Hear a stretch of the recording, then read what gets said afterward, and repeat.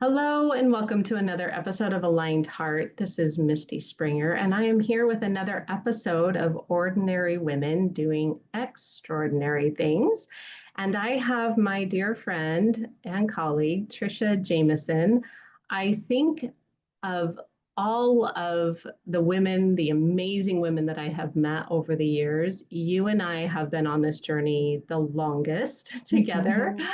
I feel like we have walked very similar journeys, and it's taken us in different directions, but similar directions. We've walked a lot of this entrepreneurial journey together, both walked this journey from a place of just wanting to serve and wanting to show up from a really aligned place and coming from a place that feels like this is something I know I'm meant to do.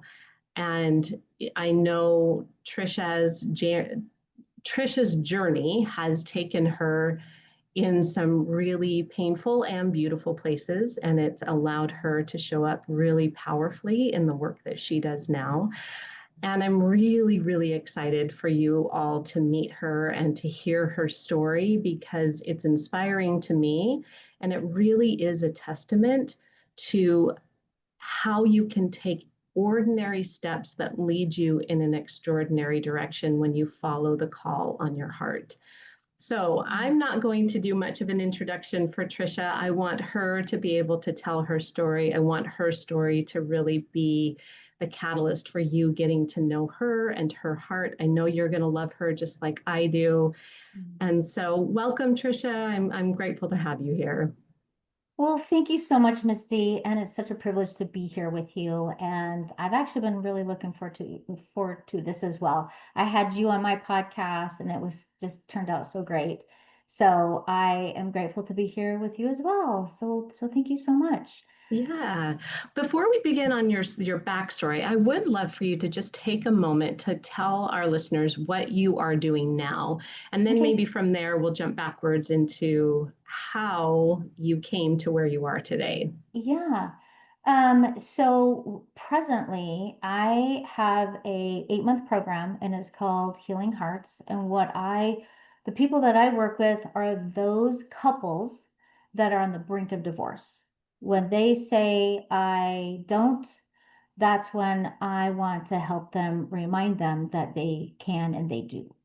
And so it's been just an incredible faith building experience. And I have absolutely loved it. And I'll talk a little bit more about that and a program that my husband, Dr. Jeff Jamison, who's a family physician, a program that he and I are also putting together. So I will put a little plug into that. It's called Married to Medicine, but I'll talk more about that in a little bit. Yeah, yeah. So, Trisha, I would love for my listeners to hear, how did you go from this little niggle in your heart that said, I think there's more. I think there's something I'm meant to do. How did you go from that to where you are today? Just take us through the story, and we're here for all of it. Okay, so I love this. I love sharing my story. It's one that um, I find both comical. There's heart, there's sadness, there's all the big feelings that you may feel. But people hear that when I share that I grew up on a golf course, and they picture something very dreamy, like, a country club fairy tale or something like that. But let me tell you, it definitely was nothing like a country club fairy tale. It was more like Cinderella before the ball. So by the time I was about 10 years old, one of my regular jobs, and I put it in air quotes, and I use that word loosely because, I'm 10, and so obviously I didn't apply for a job, but as we had a family business. My dad owned a golf course and he was a golf pro. And you do things that you don't necessarily want to do. you didn't sign up for, and but they're really fun, right? And they teach you a lot of great things. So my job at that time, at 10 years old, was cleaning out the flower beds and golf carts. And it wasn't the pretty kind of cleaning. I had to pick up all of the cigarette butts out of the geraniums and flower beds and the breezeway. And I had to collect all the beer cans, kind of like the Easter eggs nobody bothered to hide, right? They were just all over the place. And I would dump out the leftover alcohol that, I was trying to gather from the golf cart, and they would splash onto my clothes. So there I was at 10 years old, this little girl, excuse me, who smelled like she just stumbled out of a bar and had fingertips that reeked with like an ashtray. So it was not a very becoming experience, but I will tell you that if you want to guarantee that your kids stay away from alcohol and drugs or cigarettes, that's what you do. You assign them to be the cleanup crew for people that have some of those habits. So that was the beginning of realizing how much I absolutely detested that kind of lifestyle. So my dad smoked and he drank. And in my early teens, I became fully committed, let me tell you, to saving him one stolen cigarette at a time. And I would sneak into his truck and pull out the cigarette lighter so he couldn't use it, and I'd throw it away in the dumpster. And at night, I would tiptoe so very quietly into his room and I'd grab his cigarettes and lighter out of his pants pocket, kind of like a little ninja. And then I would run downstairs and I would shred them into the toilet. And so picture a young girl turning tobacco into confetti, and I would, flush them down the toilet, and then I would take the lighter, the cigarette lighter, and throw it in the dumpster again. So when he would ask me, "Do you know where my cigarette lighter is?" I could actually honestly look him in the eye and say, "Nope," with 100% honesty. And so somewhere in all of that, I started to crave something so powerful. I craved the opposite. I craved fresh air, clean lungs, movement, health.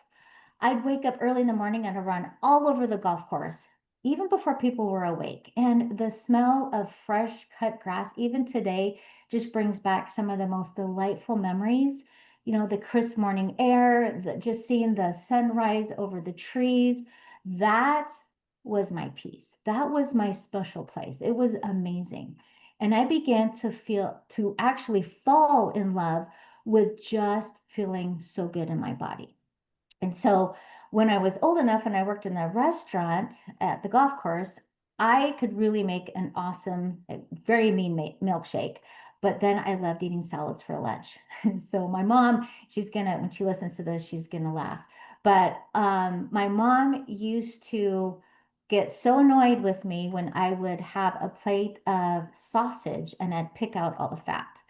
And I wasn't trying to make a statement or anything. I just knew I didn't want to put that in my body. So even though, that was something that early on, I started to pay attention to and what it felt like, especially at a time when everybody was drinking sodas and having candy bars. And not that I never had those things, but it was very rare. I didn't feel good with it. Um, but kind of back to the smoking part, even though people could still smoke inside back then, when I came back from college, my dad actually put a no smoking sign on the restaurant door. Now, to me, that was like such a pivotal moment in my life because I felt seen by him, literally, like for the first time in forever. And that was at a time when there was not a law yet about smoking in restaurants or airplanes or malls. But he did that for my mom and me. And I just, even that just kind of even makes me emotional because that is something that, I had a really, really hard childhood, but that was one act of love that was so great and it meant so much to me. So I feel like health actually really became a part of my life early on. And it wasn't through a wellness plan or Instagram, which we didn't have, of course, but it was the contrast. It was the contrast of what I was living and watching on the one end of the spectrum and what I so desperately, how I wanted to live on the other side. I so desperately wanted to live, having such a different experience with my health. But I got to see this every day, people smoking and drinking and getting drunk. And I was young and I was around all that. Um, so, and I loved exercising. I loved making up healthy recipes. And even when Jeff and I were first married, I didn't allow ice cream in our freezer. I mean, obviously things changed. We had kids and had popsicles and all the things, but I mean, just early on, that was something that was really important to me. And what's interesting now is we just spent 3 weeks in Italy and learning what the culture is for food and what is not in their food supply that is in ours. You've got all the dyes and just all the preservatives and everything that is just nasty that fills our body with tons of inflammation. I mean, every single day we had gelato. Every day they would have twice a day. They'd have 5-course meals for lunch and dinner. It was a 2 to 3 hour event, slow, paying attention to the food, enjoying conversation, slowing down. It was such an incredible experience that I will always remember. I can't wait to go back. Now, was it a life that I feel like we could have here? No. We just can't live like that, have meals that last, up to 2 hours at a time. That was a lot, but it was such a beautiful experience of just slowing down and allowing yourself to just be calm and enjoy what we have and each other. And like I said, conversation. So it was pretty significant. So the weight that we put on in the States is definitely what's in our food because we ate plenty and we should have come back 15 pounds more. And we actually was fit 5 pounds less. So I have to just say the inflammation was gone. It was beautiful. It was amazing. So I'm kind of on this new quest that I'm going to go back to my foundational roots and start from the beginning. So but I went on to study at IIN, the Institute of Integrative Nutrition, and that's where Misty and I both trained. And there I really focused on holistic health. And then I became a master coach and then a functional nutritionist and lifestyle practitioner. And I also spent 2 years really learning about the nervous system and about what's in the ingredients that are in food, inflammation, the gut, health, all of it. And I loved it until I didn't. And over time, I kind of felt that, I don't know, I guess, lost my passion. It just started to slipping away. Not because I stopped caring, but because I realized the issue was really never about the food. And, people always came to me to lose weight or feel better in their bodies, but what they were actually hungry for lived underneath. And one thing that Misty and I learned in IIN is that the secondary food is the food that we actually have on our plate and we eat, we consume with our fork. And what is most important is what is the primary foods. And our primary food is actually everything else. It's our emotions, it's our spirituality, our stress, our purpose, motherhood, the things that really feed or starve us. So I've been married to my husband, Jeff, for 38 years, actually next month, and he's a family physician. And just incorporating those stressors of primary foods and really focusing on what that looks like in a practice and how to really help my clients.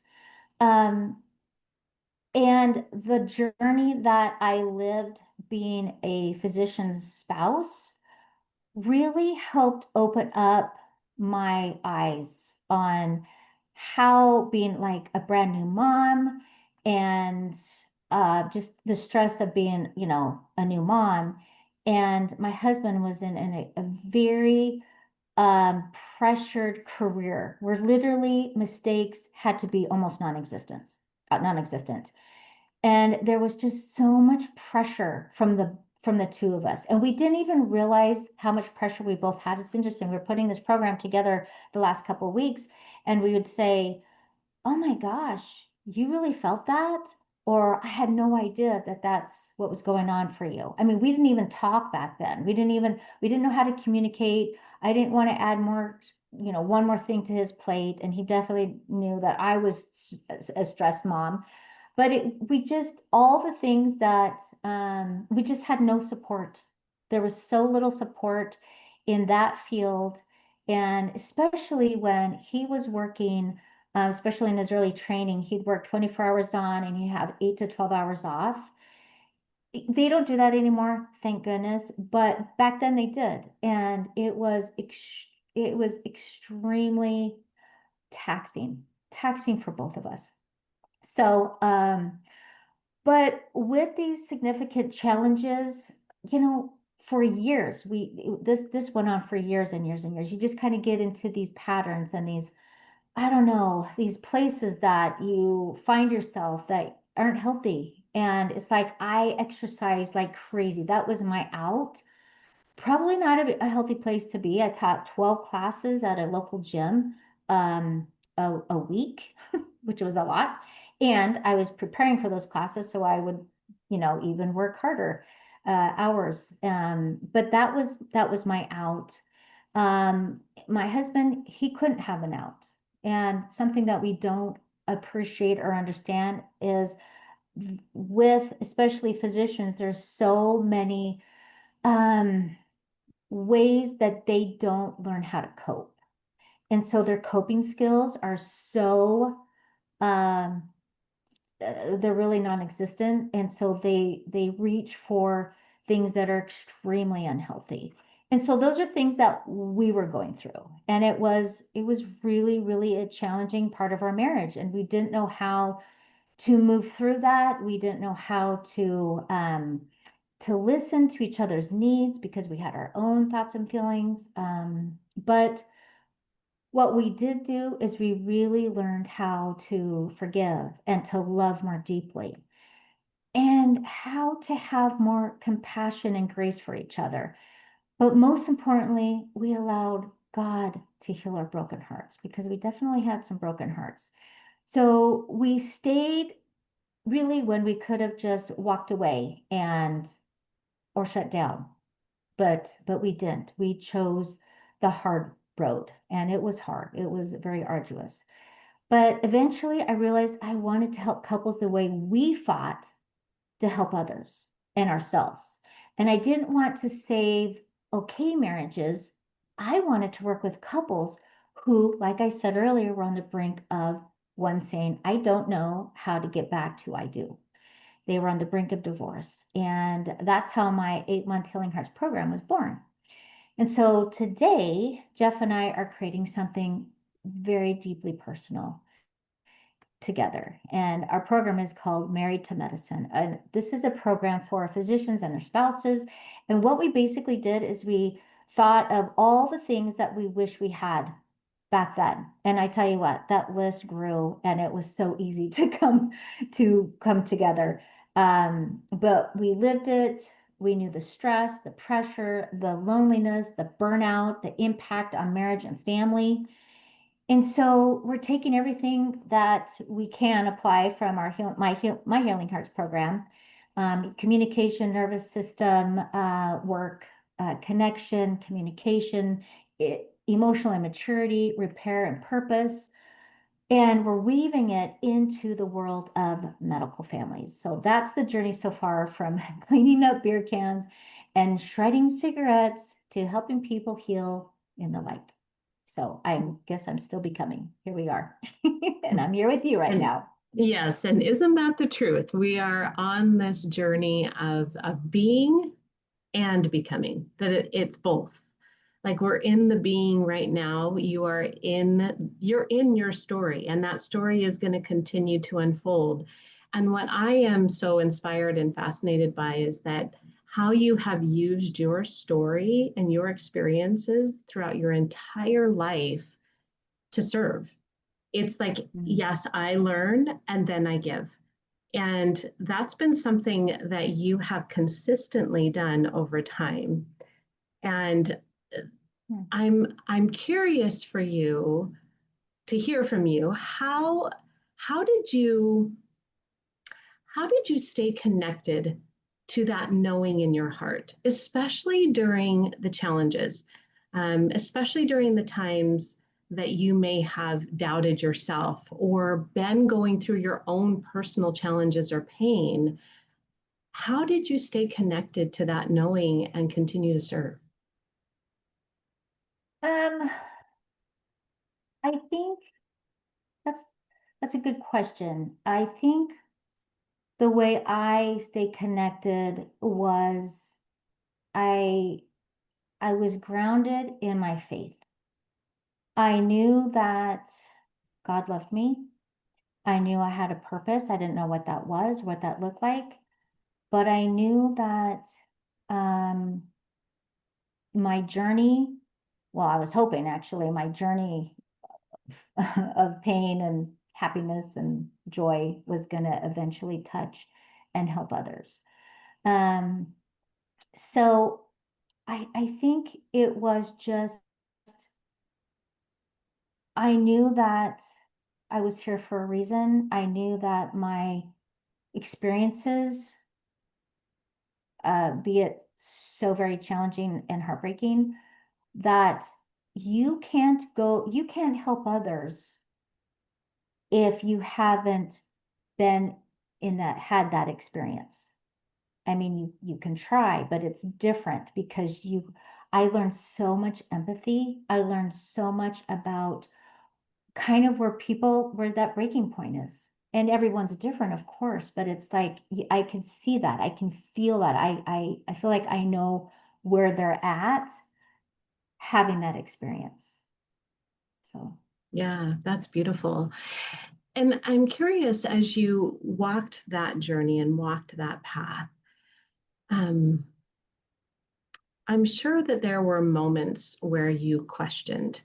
What were some of those thoughts? What were some of those times that maybe you thought, I'm not cut out for this? Or what were some of those thoughts that we all go through, right? You said, I had this purpose, but I didn't have any idea of what that looked like.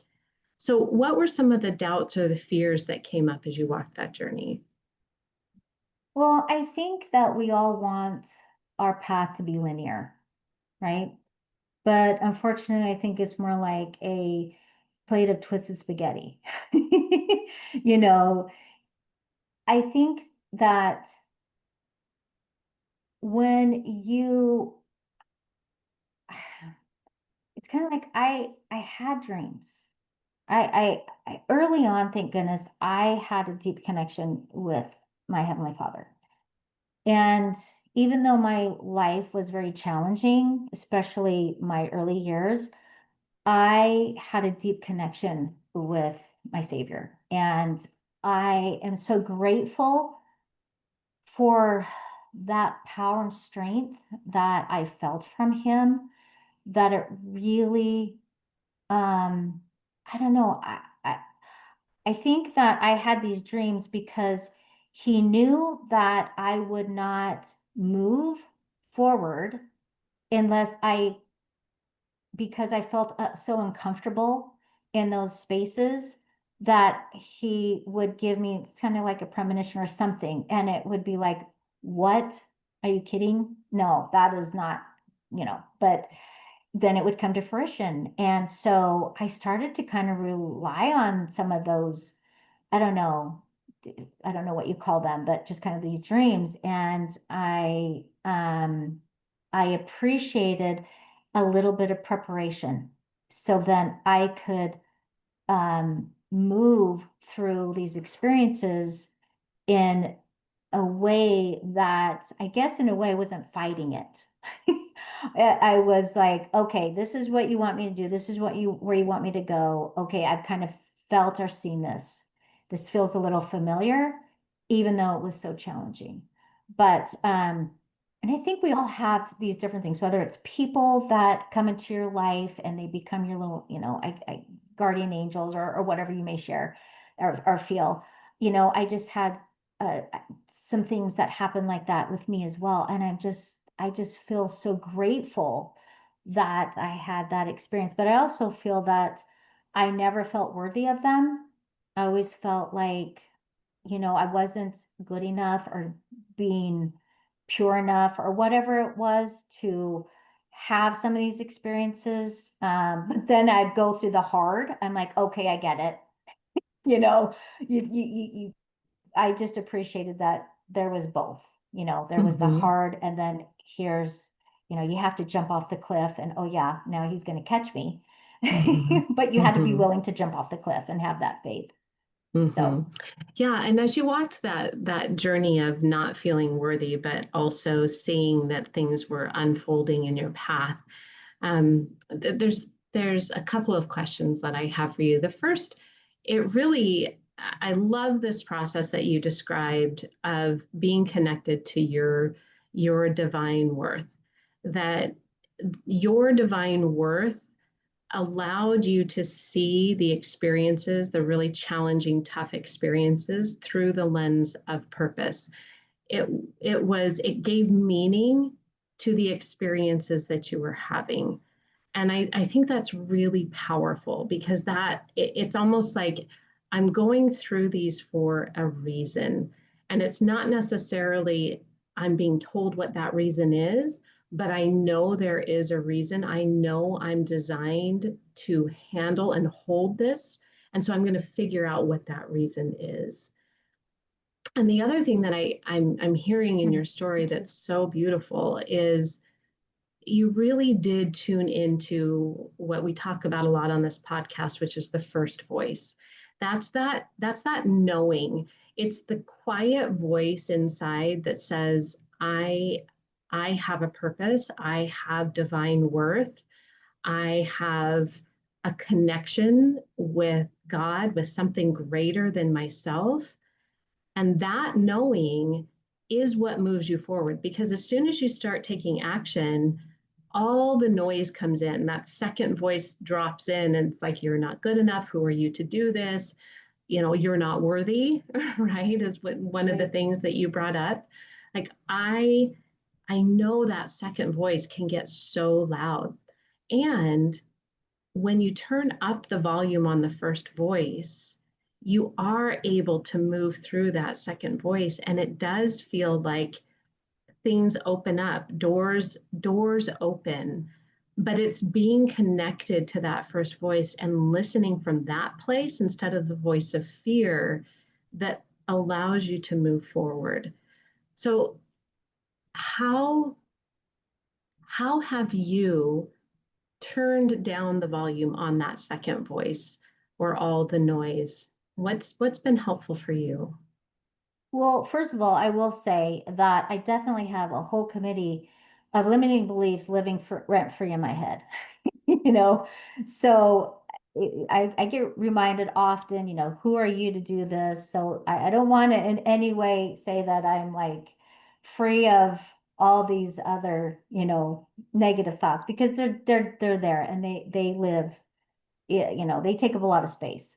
Um, but I think the thing that I come back to, it's like I'm working with a couple right now, and one of the things that she has shared is like my program is taking like a Harvard class, and that they have learned and grown so much. I worked with them for about 5 months, and they have shared that if we had been working together, they would not be together. And it's those little pieces that um, they're doing the work. I'm I'm not, they have to put in the work, but I get to share uh, you know, my program. I have all these modules. I have fun things that we do in between that are just really fun. So it's not just heavy. But I think just hearing the things and how, you're part of something that is helpful. You're part of something that is reaching people. And, because I had someone recently say, well, what are your credentials? What are you, what kind of, what have you done as far as like relationships or marriage training? And I'm just like 38 years of a really hard marriage. I'd say 30 years of a hard marriage, right? The last 8 have been way different. But, and I actually asked that person, I said, would you rather have someone that's had all this training and done all these wonderful things, or somebody that's lived it and has been present in it and has, literally eaten, breathed, all the parts that are just so challenging. And they're like, well, definitely that one, you know? And so I, there was a time that I just felt like, who am I to share something? I don't have the knowledge. I don't have the education. I don't have all the things that's going to help propel me in the direction that's going to share and help others move forward in their marriage. But I'm not finding that at all. And the couples that I've had, they're just like, what you have gone through and what you have learned through your own experiences is that you're so relatable. I think that that's the caveat is when you have had those experiences, and you can be vulnerable with your people. Um, that's what they want to hear. They want to hear stories that have been challenging. They don't want to hear all the fluff and the perfect and the nice box that has a ribbon, wrapped around it. That's not real life. I think early on in my coaching, that's how I wanted to show up. I had this perfect life, I have these perfect children, I have this perfect this and whatever. And it was like, well, okay, that lasted what, a month? And then it was like, okay, let's go back to reality here. And I just found that people really started to relate when I did share stories and I had to be vulnerable. And that was hard. I didn't want to be vulnerable. I didn't want to put myself out there and have that judgment and have people go, oh, wow, I don't know. But that, and there's plenty of people that may feel that way, but I have to be sure of my own self. I have to believe and feel that direction, that peace that I have in my heart that this is the right thing, the right calling for me. Yeah. So. Yeah. And it sounds like that connection to your heart, that knowing that this is the right calling for me, that peace allows you to put down that facade of perfection, even though that's scary and it feels vulnerable and you have all the thoughts that come up like, what are people going to think? What are people going to say? How are they going to receive this? But that knowing in your heart of like, no, this is the process, this is the way, that it sounds like that's what allowed you to put down that facade of perfection. And what has putting down that facade done for you personally and professionally? Well, before I go there, it's just as you were sharing that, I was just thinking, I really have wrestled with the idea that if I had flaws or past failures, I should just sit down and stay quiet. But eventually, I did realize that the mess that made me who I am and that was part of my story was so much more relatable, and I didn't have to have those medals or you know something else that is going to make this so much more important.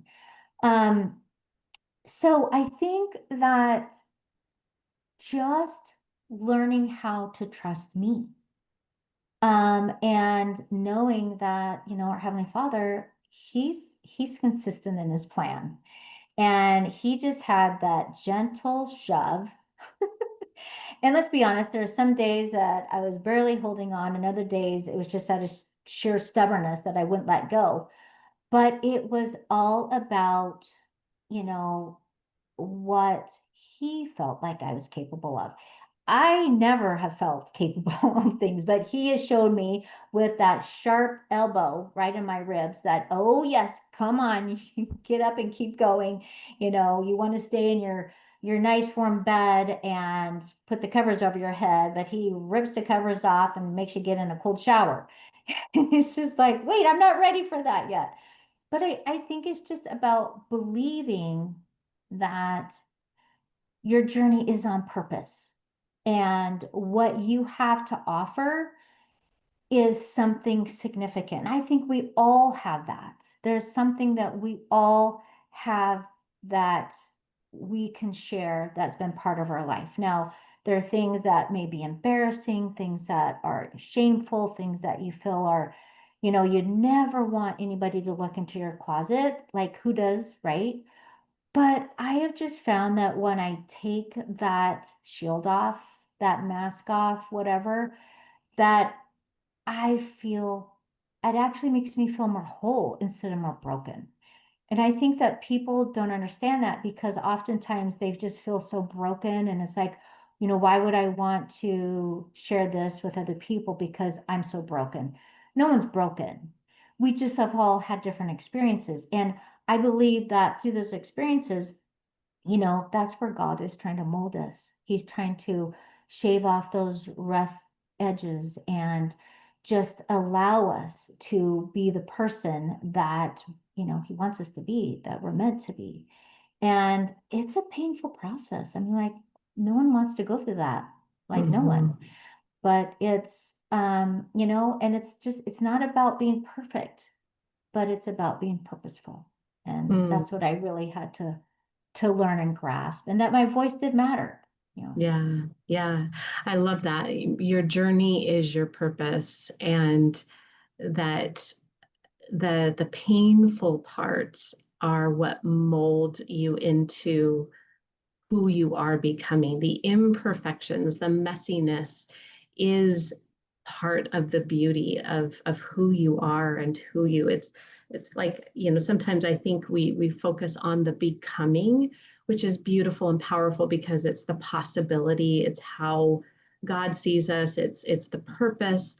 But I believe also that our purpose is in the being. The purpose is right now and who we are being in this moment. So, how did you take your pain and turn it into purpose? It just comes down to really trusting God and knowing that He's got my back. And whatever He puts in my hands, He's going to give me the tools and the information and the education or the people or whatever it is to carry it. And, I definitely don't feel like I've arrived in anything, but I do feel so much more anchored than ever before in my life. And I've learned that I don't need to be fearless, that I just need to be faithful. And I Mm. think sometimes those two, you can't, you have to be able to focus on what that looks like for you, because I think every person has their own journey. But for me, I think that, yeah, it's definitely just being way more anchored in my belief as, you know, I think a child of God, that He is there for me and He wants me to succeed. Yeah, yeah. And I love that. I love that it's being anchored in the truth of who you are. And I firmly believe that the desires of our heart are anchored in the gifts that we are meant to share. And I think sometimes as women, particularly, we feel like, well, if it feels like something I want to do, it's selfish, and therefore I shouldn't Mhm. do it. I have actually seen that to be the opposite. That the things that I want to do that I feel naturally gifted at are the spiritual gifts that I have been given, and that those are not selfish because they feel good. They're actually a part of that purposeful journey. It's part of the gifts, and those are the ways that God is saying, yes, I'm going to magnify these gifts because these are the things that, yes, they make you feel good, and sometimes they're shaped through really hard, difficult times, and it feels good to share them. It feels natural to share them. And, I know for your journey as well as mine, we're moms, we're nurturers, we're wives. And so we're trying to balance this calling that feels like it's this pull on our heart that's saying, share your gifts, share your experience, share what you're meant to be doing, and this other very important, very purposeful part of our life that feels every bit as important as a mother, as a wife, now you and I both as grandmothers. So, how do you balance that and allow both of these purposes? It's not about either or. And I know you've experienced that in your journey as well as I have. How do you show up in the both and? It gets to be both. Oh, I love that.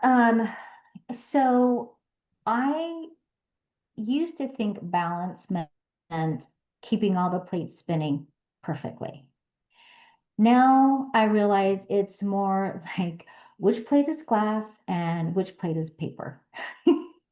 And every day it's going to look a little different. So I don't juggle everything at once. I rotate what gets my focus and what I need to do today. So some days I'm the coach, some days I'm the grandma, some days I'm wearing stretchy pants and I'm feeling really comfortable and I don't have a lot of motivation that day. But I've learned that peace comes from alignment, not perfection. And that's something I've really had to learn over time because I always, just kind of growing up in a alcoholic home, you wanted to I had to keep things mellow. And if I took the blame for things to just keep the status quo, I did that. Um, and so I've had to really like focus on things a little bit differently and realize that I get to be my own self. I'm here for a reason. And you know, that's that's imperative to take a look at your life and recognize that, hey, I'm okay. This is good. It's not perfect. And I'm okay with that. I can do B minus work and I can still get by. That's from Jody Moore. But I've never been able to do B minus work. I always wanted to do A plus work, and it just about made me crazy, and my husband and my family. But I'm understanding that there's so many things that are going on, and what does that look like for me? What do these priorities, priorities are values. What value am I going to hold on to keep these priorities in place? So, How have you given yourself permission to let go of the perfectionism, let go of the desire to have A plus work all the time? well, if you talk to my husband, he'll say I haven't let go of anything, but I will say that's not true. I have a daughter who is too much like me, and I'm so sorry. She's in school right now, and everything has to be A plus, 104%. And I'm just like, oh, I am so sorry. What did I do to you? But I think just recognizing that there's no such thing as perfection. And, we hear that, we say that, but how much do we believe?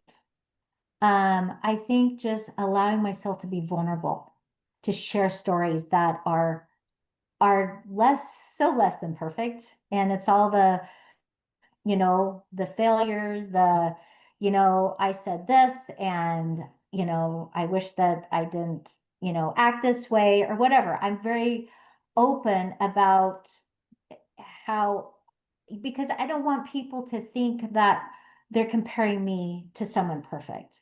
That is not the purpose of my program. I want to be able to reach them, have them relate to me too, and I want to relate to them as well. And if you just kind of had this per, per, perfected facade, how that doesn't help anyone. It doesn't move anyone in a direction that is positive. So I think being perfect is a very negative connotation that we've placed on ourselves, and it's yes, I'm working on it every day. But I will Mhm. say, like, when I have my grandkids over, I just let things be. I enjoy them, I love them, and then I clean up after instead of trying to clean up along the way. And, so that's huge. Um, and just being present, allowing myself to be present in the moment and enjoy everything. And I love being a grandma. I love just the moments that I get to spend with them. And I want them to take away from me that they're accepted no matter what. I love them unconditionally. And they all think that they're my favorite. So I love that. Um, and, being a wife is super important, and having my kids. That I just think that, as a role model, showing, sharing, and helping them recognize who you are is everything. And you want them to know that you've made mistakes. You want them to know that, and they know them. Life is hard. Because then they'll come and talk to me. They'll come and share their heart stories. And I love that. Yeah. And I love that you're recognizing the times that you can be real with them, sharing the times that you mess up. And I know for me, as someone who also very much relates to this idea of perfectionism and having to show up in a certain way and have it look right and feel like the medal or the outward measures of success are an indication of my worthiness, right? It's a very Yeah. common thing for a lot of women. And I love that you recognize that there's moments when you mess up, because I think when I was stuck in the perfectionism, and still am, I mean, this is like, I know. Doesn't go like it away. doesn't go away. It We is a try so hard. learned behavior that is very ingrained. Yes. And I think it was very challenging to even recognize when I was in perfectionism. It felt so natural. It felt so normal. It just felt like the way that I showed up. And so when people would mention like, "Oh, you seem like you have it all together," I'd be like, "No, I don't." Yeah. But on the outside, Right. it looked like it, and it was a process of even allowing myself to see my own imperfections, that I couldn't even be vulnerable with my imperfections because I couldn't even allow myself to see them myself. So I'm curious if you had a similar experience, or how you came to be okay seeing and sharing your imperfections. Well, I actually really resonate with that, because I think that the last thing you want to portray is someone that's a mess, right? You want to come out that you got it all together, you're helping people. Um, and I think for the most part, the things that we need to have kind of in place are, right? But I think too that when we are living in this space that have this pressure to be perfect, first of all, we don't have a relationship with our Savior, because that's not who, that's not what He wants us to focus on, is being perfect. He wants us to focus on being closer to Him. And it's through our mistakes that we gain that connection. And I think too that when we are living, I think there's just so much judgment. There's judgment of ourselves, there's judgment of others, and oh, they're not here, and my goodness. And I think that I definitely was in that space. I had a lot of judgment, and I probably wasn't as accepting of people that I definitely am today. I mean, I feel like I'm like, oh, come on, come on. I love it. I love you. But I had to move through that. So I definitely feel like that part of me, that perfectionistic part of me, has definitely changed. And I'm so grateful because I feel like that is what, our Savior wants. He doesn't want us to be judgmental. He wants us to be more accepting of others. He wants us to be okay with us.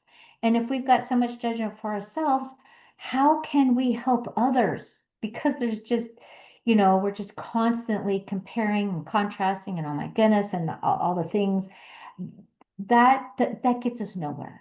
Yeah, Yeah. I look at it like I call it the self-compassion container, that as we expand the container of self-compassion, we have more compassion to pour out onto others. If our self-compassion container is the size of a thimble, we're going to Right. have a thimble amount of compassion to pour out on those around us. I If like that. our self-compassion container is expanded through the love that we have for ourselves, that that's the amount of compassion we have to pour out onto our spouse, our children, the people that are different than us. So it's really it's one of the most unselfish things we can do, to have compassion for ourselves, because it allows us to expand the amount of compassion we can pour out on others. That's beautifully put. I love that. So, final question. I want to be aware of our time, Mhm. but I love this idea, and I'm so inspired by ordinary women doing extraordinary things. And we talked about this a little bit before we came on air, that no woman that I have talked to has ever said, I'm extraordinary. Like, yes, I'm doing these extraordinary things because I am extraordinary. Every woman that I have talked to has said, I'm just ordinary me. And yet they're doing extraordinary things. So if you could give any word of wisdom, any piece of I don't even like to call it advice, it's more just wisdom from your heart to someone who feels pretty ordinary, what would you share with her? Um, I think it's hard to feel extraordinary for one. And I think that it's kind of like yesterday, I was looking all over for my phone, all over. I finally hit the button on my watch, and where was it? In my hand. It's like, are you kidding? And then I go to my son's choir concert, and I realized I was wearing my jacket inside out. I'm just like, okay, so these are funny things, but I think it keeps you humble. I think it keeps you grounded when you make mistakes and you can laugh about it. And so I think that you want to be ordinary.